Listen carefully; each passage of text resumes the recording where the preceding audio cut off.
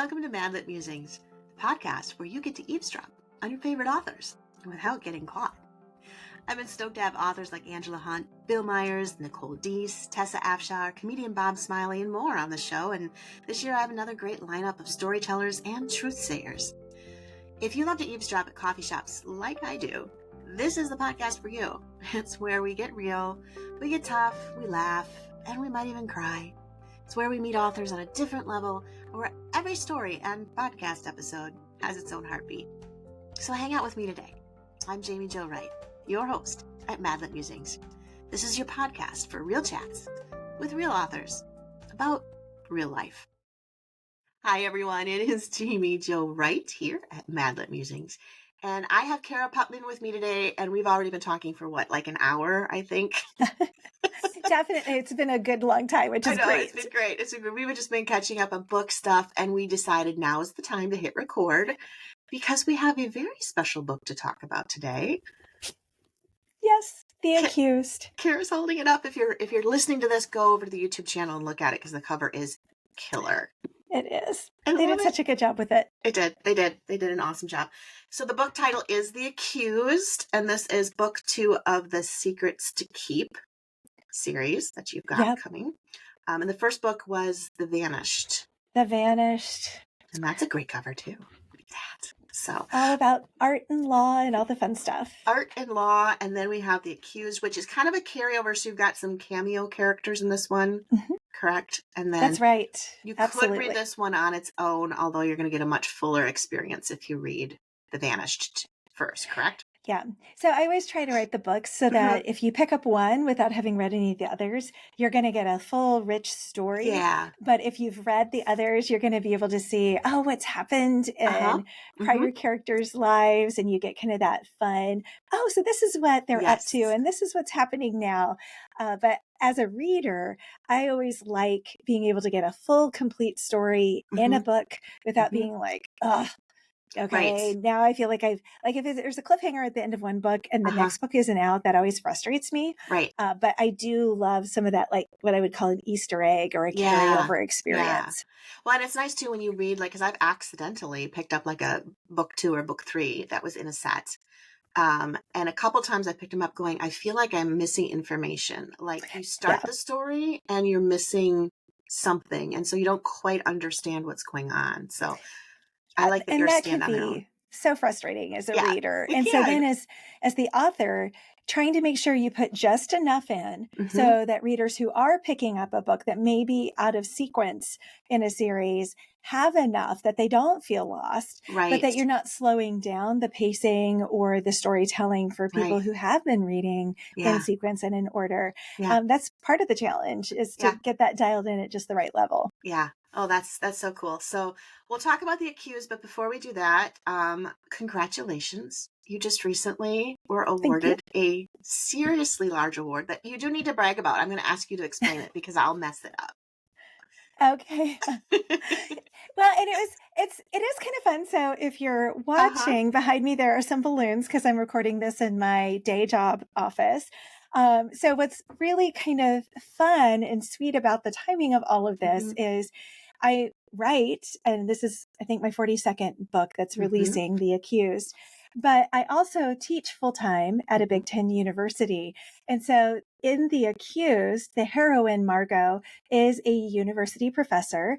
And then the hero is the attorney. So I'm pulling both of my other jobs, I guess you could say, into the book. And it's the first time I've really done that, where I've pulled my teaching life into a book. And I did that intentionally. I like to kind of explore what are all the different jobs that you can have as an attorney. And so it was fun to kind of explore, okay, what's it like as an attorney who's also a professor, because it's kind of a different role that not everybody thinks about. So I love teaching. It's one of my passions. It's if you were to hop on LinkedIn this week, you would see I started a post with it's one of the hardest jobs I've ever had, but it's also one I am really passionate about and I love. So on Monday of this week, when we're recording, I received the top undergraduate teaching award at this major Big Ten university, and I'm still floating on air and kind of wondering, what do I aim for next? Because this literally is like, I'm the seventh person at my Mm-hmm. college to have received Yeah. this award. And so Yeah. it's so humbling. Mm-hmm. And also at the same time, just really allowing myself to own the fact Yeah. that I Absolutely. am that good at Yeah. a job that I'm really, really passionate about. And so Yeah. it's kind of interesting to try and balance that you Mm-hmm. can be incredibly humbled Yes. to be recognized, but at the same time go, and I am that good at it too, Yeah. that there's this beautiful tension Right. and being able to celebrate the fact that I'm being recognized for something that I care very deeply about Right. and am passionate about and invest so much time, energy, and effort in. Mm-hmm. And still am incredibly humbled because I'm surrounded by literally hundreds, if not thousands of people on campus Yeah. who do what I do, and to be Right. selected is just mind blowing. So it's been a That's really good phenomenal. week. That's phenomenal. And I'm so glad. And one of the reasons I wanted to bring it up is because I think it's important for readers to know what you also do during the day job, I guess we can call it. Your law, your teaching, but not just the categories, but the passion that you bring into that, then how that seeps into your story worlds Yeah. and into the stories that you tell. And then you throw in elements of faith, and your personal faith, I know, is just infused in your stories. And so it's just, I think readers who haven't read your books need to read your books because they're just so good and so Thank well-rounded you. and crafted. So that's my little plug, which is a really Yeah. big plug because I think you're just that awesome. So Well, accept thanks. that, Cara. Thank you. But and it's another piece of why I love Mm-hmm. teaching, like at writing conferences and things, Yeah. because it is something that I am good at. I mean, Mm-hmm. it's one of the Yep. gifts God's given me. Yep. And so to be able to then bring that to writers as well Yeah. who want to develop their gifts and talents. And so Yes. it's really fun when there's that intersectionality of Mm-hmm. gift and passion Mm-hmm. and it all comes together. And so it's just really fun Yeah. when I have a passion for writing and I have a passion for teaching Yeah. and to have it all come together and then, to be able to do that in The Accused, Right. it's just kind of fun. That is so cool. Okay, so now that we've gotten all the excitement just floating in the air and we're just running on adrenaline here because everything's happy, tell us about The Accused. Yeah, so The Accused is one of those books that I'll never forget. I was sitting at dinner with my Okay. then editor, Jocelyn Bailey, and my friend Trisha Goyer, and a couple other people. And I was trying to come up with an idea for that next proposal, Yep. kind of where I am right now. I'm thinking of that idea for the next proposal. And because I do study abroad in my day job, readers every once in a while be like, when are you going to write a book about, Europe and what you do there? And so Jocelyn and I were kind of throwing that around and she's like, well, what about the Amanda Knox trial? And I went, oh, that's interesting. And so Amanda Knox was an American foreign exchange student who, while she was in Italy, was accused of murdering her roommate. Right. And that kicked off this 10-year nightmare for her. Yeah. And so that kind of got me thinking about, okay, what would that look like? And I decided I didn't want to write that story because that's Amanda's story. Right. And in fact, she just had another memoir she wrote about her experience that is coming out this month. Oh, okay. Again, ironic timing when I did Shadowed by Grace, the Monuments Men movie with George Clooney came out. So I continue to have this like ripped from the headline experience. Yeah. But it got me thinking. And so what happened with The Accused is I created a university in Virginia. And I have a foreign exchange student come from Germany, which is a country that I've visited many times. I actually taught abroad there for a module through the university I teach at. And so love the people, love the country. And so I have a student come from Germany to this university in the United States. And while she's here, she's accused of murdering her roommate. And then I took the idea of the Tom Cruise, Demi Moore romance from A Few Good Men and kind of wove that in. So it's got this feel of the Amanda Knox trial meets A Few Good Men, and you mix that all together and you add a whole bunch of other stuff. And that's really The Accused because Margot is this professor and they always say, if you can't do, you teach. Right. And then you've got the hero is the defense attorney who doesn't really want to do defense work anymore. He's actually trying to get out of it. And he was assigned to her case, to the study abroad Mm-hmm. student's case. Mm-hmm. And Margot's like, you're going to mess up her life. And she's got good reason to think that's going to happen. And that's the setup. And that's the And setup. so it was so much fun to write.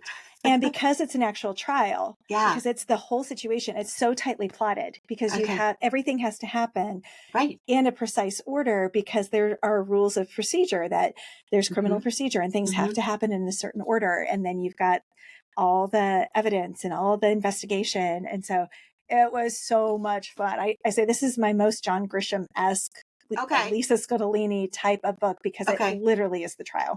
Okay. That's what I was just going to ask. Is this like we're going to walk into the courtroom as a reader and we're going to kind of see this whole thing unfold? Yeah. And so there's all of that going on, but there's so much more because they've got life happening. And so, and it was so much fun because as writers, part of our job is to make our characters miserable. And so you can't just leave them with, oh, it's just a trial, because that would be complicated enough. You then have to keep adding layers and layers and layers of other things as well. Yeah. You know, what's interesting though, I was thinking about that concept the other day about how we add the layers to the characters to the point where you kind of feel like you're holding them underwater and they're trying to breathe. Oh, all the time. And then you push them further. Yeah. And then you're just like, oh, here, let me put my foot on your head too and push you down. But I was thinking, you know, sometimes life is actually like that because I was looking at like my life the last 3 months and how I had so many things mapped out with deadlines and things that I needed to do. And it was all going to work perfectly. And then there's like this perfect storm of unpredictable things. And it's one right after another. And I'm like, God, I am not a character in your fiction novel. Please. Yeah, could you lift up just a little bit? Me up so I can breathe. That'd be great. Yeah, it's so true. And so, you know, sometimes, like even watching what's happening in the news right now, there have been a couple situations in the last couple weeks where I've turned to my husband because I am in idea generation mode. Right. And even though I think I know what my next proposal is going to be, I'm very actively looking for ideas and what can I take this and that and weave it together? Because even though I'm like, okay, it's Amanda Knox and A Few Good Men, there's so much more that goes into it. Those are just like the high concept ideas. And so I'm constantly looking for what about this and this and this and that.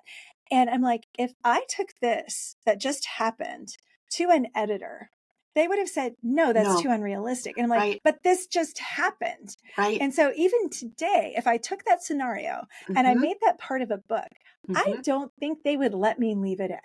I think they would say that's too unrealistic. And I'm like watching these things play out in real time. And I'm like, that's like a segment of a book. And I so want to write it. I so want to take it and pull it in and then complicate things and blow it up.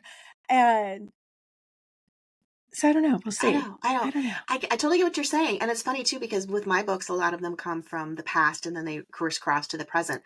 And so often people are like, how do you come up with these ideas? I'm like, actual newspapers from 1876. It actually happened or something similar. And it's just crazy because it's stranger than fiction, but it's real.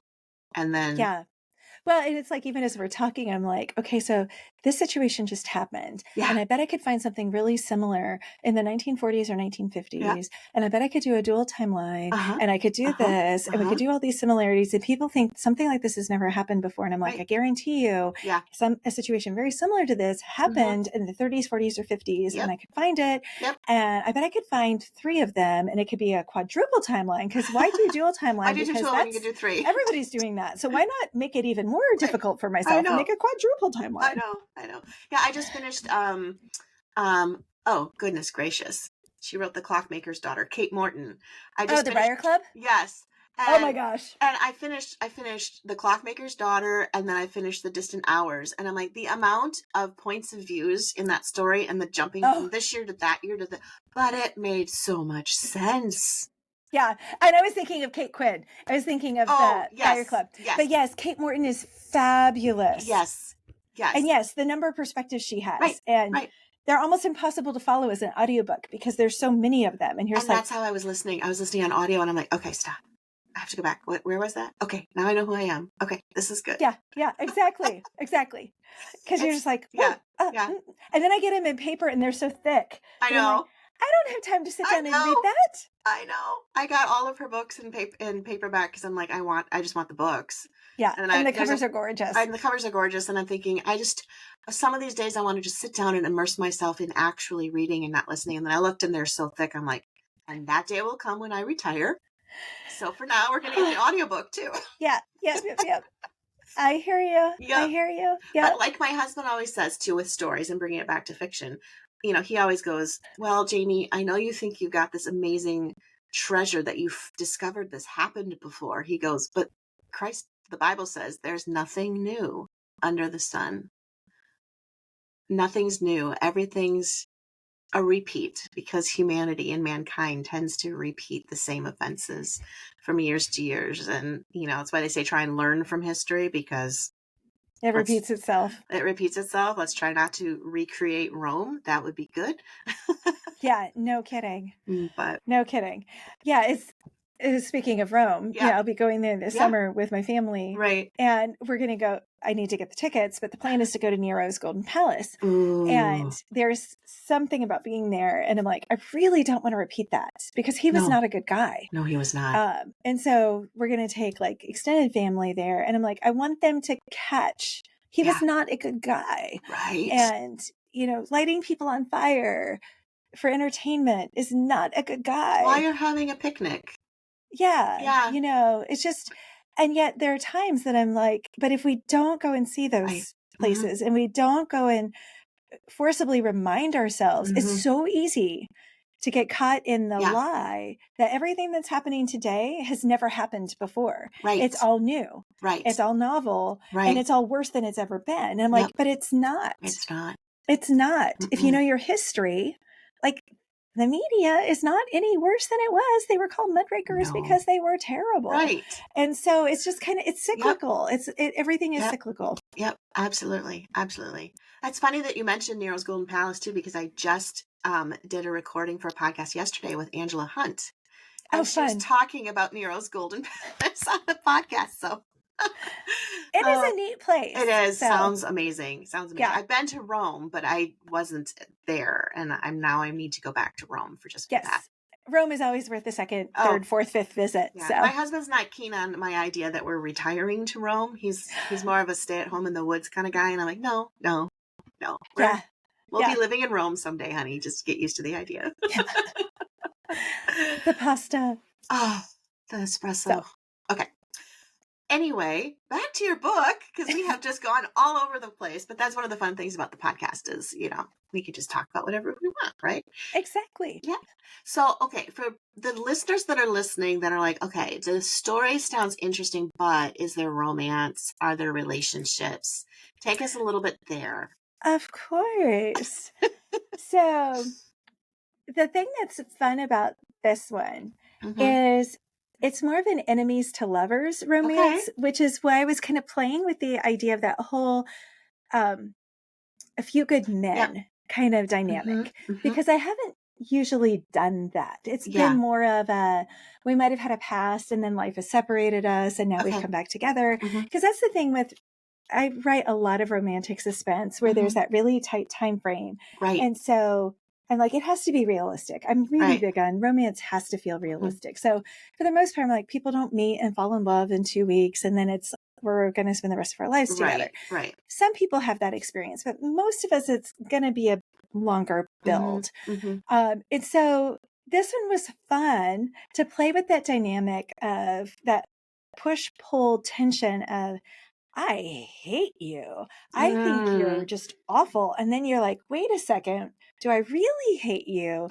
Or is there something there? And I just am resisting it because it's so strong. And so it was really fun to play with that dynamic. And I'm grateful for my editor, Janera Trump, because she's like, I love this dynamic. I hate to write it because it's so hard, but I love editing it. Yeah. And so she did a great job of pushing me to really get it dialed and right. But it was just one of those that from the moment I envisioned this book, I wanted that.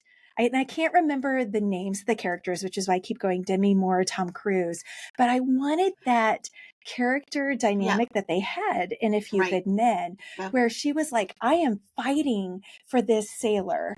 And Tom Cruise had that I just don't care, that Mm-hmm. happy-go-lucky. Yep. But you knew he really did care, and he Mm-hmm. was scared. And Right. that's really what was going on in the character, is Yep. he cared so much. Yeah. That's why he came across as this kind of aloof, whatever kind of guy. Right. Right. And so that's what I really wanted to explore. And then, Demi Moore really was like this surrogate mama bear. Mm-hmm. And that's a lot of what I feel for my students is, Mm. and now Margot is not my age, Right. but there's this Yeah. kind of like, she sees her students as Yeah. they're her kids, they're Yep. her younger sibling kind of dynamic. 'Cause Mm-hmm. she's more the age I was when I started teaching. Yeah. So like right at 30, early 30s. Mm-hmm. Mm-hmm. And so there's this, I care deeply about my students. Mm-hmm. I'm very protective of them. And then there's something that happens which even ups that further when they get into this, you've got to actually take care of my student, and I don't trust you to do that. So I'm going to be very watchful. Yeah. And so that just created this fun dynamic. At least I hope readers are going to enjoy it for the romance. But I'm also really committed to, it's got to feel real. Yeah. Right. And then it's closed door. There's never going to be anything. I want it to be a book where you can hand it to a 12-year-old, you can hand it to your grandma. And it's not going to be anything that I would be embarrassed about or that you would be embarrassed about. Right. Right. Well, and that's good too, and it's one of those things, like I have a 15-year-old daughter, and we were talking just the other day, and she was bringing me titles of books that she wants to try from authors I'm not familiar with, because she's just in that kind of YA romance rom-com type of a thing. And there's not a lot of that in the Christian market. So I was struggling, like I was able to give her all kinds of rom-coms. She's like, but Mom, they're all in their 30s. And I'm like, oh, well, yeah, okay. Yeah. So she's bringing me these titles, and it's interesting because she's like, I think I can read these because they're on Instagram and people are saying that they're clean reads. And I said, well, let's get them from the library. And of course, the first one she gets, I do the mom thing where you're flipping through the pages. And of course, my thumb lands on the main scene that is definitely not closed door. And I was like, well, point in case, you can't always trust Instagram either. Yeah.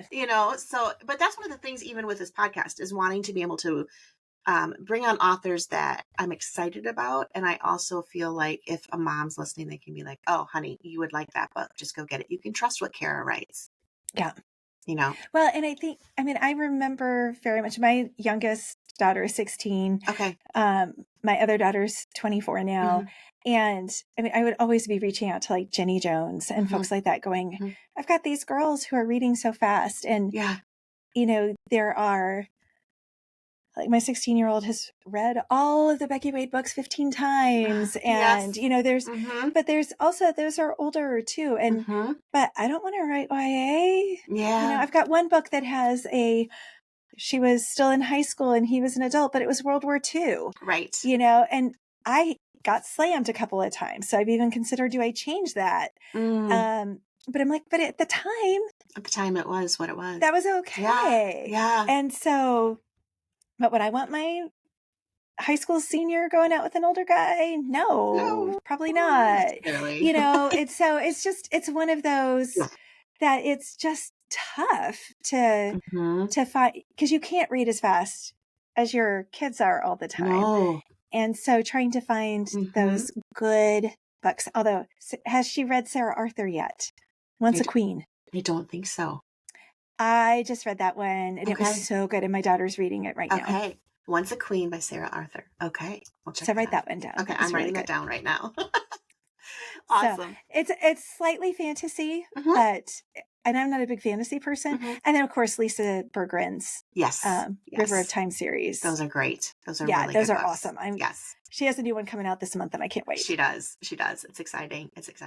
But that's the brilliance of this industry that we're in, and specifically the inspirational market, is you can have, and John Grisham, honestly, I would say, is a clean author for the most part from everything that I've read of his too. But you can have that style of book through a Cara Putman, but also have that message of faith woven in, where you're like, oh, that is something, like, you can take it from your story and enjoy your story for entertainment, but you can also walk away with something you can chew on and something you can apply to your own personal walk with God. Yeah. Absolutely. Yeah. Well, and I think that that's so important. Mm-hmm. And it's also important to know that with my books, the faith level is going to vary based Yep. on the story, because that's Right. another thing that I think is really important. Mm-hmm. Based on the characters, the level of, like, not out there faith, but the Mm-hmm. expressed faith is going Mm-hmm. to vary based on the character, because it Yeah. has to be organic to their journey. Right. So they're always seeking, Mm-hmm. they're always growing, Mm-hmm. but not every book's going to have a salvation. But I'm Right. actually surprised by the number of my books that do have Sure. like an outright salvation, but they're all growing. They're all Yeah. experiencing some element of faith Mm-hmm. at some level Mm-hmm. that is organic to their journey. Yeah. And so, because that's who I am. Right. And so I can't separate that Right. from how I see the world, from how I Mm-hmm. write about the world. Mm-hmm. And so but it's just interesting because, I have friends like you who write these amazing stories where the faith message is just so, so strong. Like I'm Mm-hmm. reading through a Susie May Warren series right Yeah. now where it's so beautifully integrated. Mm-hmm. But a lot of my stories, it's not going to be filled with Bible verses and things Right. like that, Right. because that's just not That's not part you. of, Right. I guess, my calling or my Right. journey. Mm-hmm. But Mm-hmm. there's always that element. You're going to find hope. You're going to Yeah. find God. You're going to Yeah. find those themes, those threads. Mm-hmm. And so it's fun to Yeah. see that. Like one of the clearest threads is that he never leaves us. He never Mm-hmm. forsakes us. He's Mm-hmm. always there. No Mm-hmm. matter how dark life Mm-hmm. gets, he's always there. He's Yeah. always part of it. Yeah. Yeah. Absolutely. Well, and that's the thing too with, you look at faith and how it weaves throughout our own lives, and it's not always Bible verses popping up at you. Yeah. It is organic, and it's slow too. I mean, faith is something that, man, have I grown over the last 20 years. I'm Yeah. not in the same place I was 20 years ago, but it was a slow growth, right? Yeah. It wasn't Yeah. like this epiphany moment of, oh, Yeah. Well, and and it's one of those things that it depends on the book and it depends on mm-hmm. the story. Right. Like Delayed Yep. Justice Mm-hmm. dealt with childhood sexual abuse. And I wrestled with that book because I was like, okay, Yeah. God, what's going to be realistic for this Yeah. young woman who's 28 and who had this experience Mm-hmm. as Mm-hmm. a child? Right. What's going to be real for her? Mm-hmm. And it ended up being probably the most visible faith book Mm-hmm. because she ends up becoming a Christian through the Mm-hmm. story. Yeah. But it's this slow wooing. And Yeah. I love that book. But if you Mm. told me at the beginning that her story was going to be that blatant of a faith journey, I would have Yeah. been like, oh no. No, no, no, no, no, no. But it was Right. just so clear. Yeah. Shadowed by Grace is all about how our lives are overshadowed by God's grace, Mm-hmm. even when we don't see it. Yeah. And sometimes it's that looking back, and then we see his fingerprints all over our life. Yeah. And when I threw the title on there, I literally threw the title on the proposal. I had no idea Yeah. that was going to be the theme. And then I was like, oh my gosh, that is literally the theme of the whole book, Oh, how that's we so are cool. overshadowed by God's grace in Yeah. every moment of our life. Yeah. And, it was just things Yep. like that that give me goosebumps. Mm-hmm. And it's so cool. Yeah. And I love that book because she's abandoned by her father. Mm-hmm. She never knows who her Mm-hmm. father is. She goes on this journey, and then she realizes she was never abandoned by her heavenly father. He was with her Right. every step of her life. Right. And it's just, I get chills thinking about Yeah. it. Yeah. And so every book has its own like moment, but Right. sometimes I don't know what it is Mm-hmm. until the end. And then I look Mm-hmm. back and I'm like, wow, God, you were weaving it in Yeah. throughout the whole process. But Right. sometimes I don't even recognize it until the end. And then I'm like, oh, wow, look, it's Yeah. all in there. It's all there. It's all there. And I love it. That's I part of know. the creative joy. Yeah, it is. It's creative, and it's fun to see how God works through us even while we're writing, because it's not like we sit down Yeah. and write a book in one sitting. So it's always fragmented in our Yeah. minds because we're grabbing 15 minutes here or an hour there, and you can't always Yeah. feel like you're immersed as much as you want to be when you're writing the book. So Yeah. it's neat when you see that happen. And then you see how it's all woven in. And then sometimes you just Mm-hmm. have to pull it closer to the surface. Yes. And then Yes. sometimes you're like, nope, it's just like it's perfect. supposed to It's be. just the way it's supposed to be. Well, the book that's coming out is The Accused. It's by Cara Putman. Yep. And Oh, you'll want to grab this. You'll also want to grab the first one, which is The Vanished. I think she's The got one to show us. There we Vanished. go. And This there's is my also art book. a prequel novella that Yep, they The can Art get of for this too. Deception. So you can Yep. grab The Art of Deception if you really want to start at the beginning. So what is the best way, Cara, for readers to follow you and get to know you a little bit more? So a great way to know what's going on with me is to Mhm. go to my website, caraputman.com. I'm also on Instagram and then on Facebook. Mhm. And then really the best way is to go to my website and join my newsletter. Yep. Usually it comes out once, maybe twice a month. Mhm. And then if we've got a book coming out, it'll come out maybe a little more frequently so Right. people can stay up to date on everything related to the books that are coming out. But that's the best way, because no matter what's going on in the world of social media, I own the list, so you can always know what's going on related to Right. everything Cara Putman and books. Right. Perfect. And I'm going to throw in a plug because you have your own podcast called Yes, I Book do. I Talk. always forget about that. So you all can go to YouTube and check out Book Talk with Cara Putman. She does a lot of similar chit chats with authors. Yeah. And Yeah, it's and it's just on fun. all the podcast platforms as Okay. well. So if you Yep. like audio, you can get it wherever Yep. you like to listen to podcasts. But then because some people do like the video format, it's on YouTube as well. Perfect. Sounds good. Well, I hope I love that. I forgot to mention that. Well, it's just one thing. I always forget to mention mine when I'm on podcasts. So I was like, she hasn't said anything. I'm going to say it for her. I know. It was so funny because I was being interviewed on a podcast last month and they're like, you've got over 150 episodes. I'm like, I do? I guess I do. So listen to that, guys. You got 150 episodes. You can go and listen to Cara chat with authors, and you'll learn new authors and new books and get to hang out with Cara some more. So Yep. thank you so much for being with us today, Cara. This has been an absolute blast. Yeah, thanks so much for having me. I always love hanging out with you, Jaime. And that's a wrap for today here at Madlet Musings. I hope you join us again. And if you want to, be sure you like and subscribe here at your favorite podcast player or on YouTube, because you won't want to miss all the wonderful alerts that let you know when we have another conversation for you to eavesdrop on.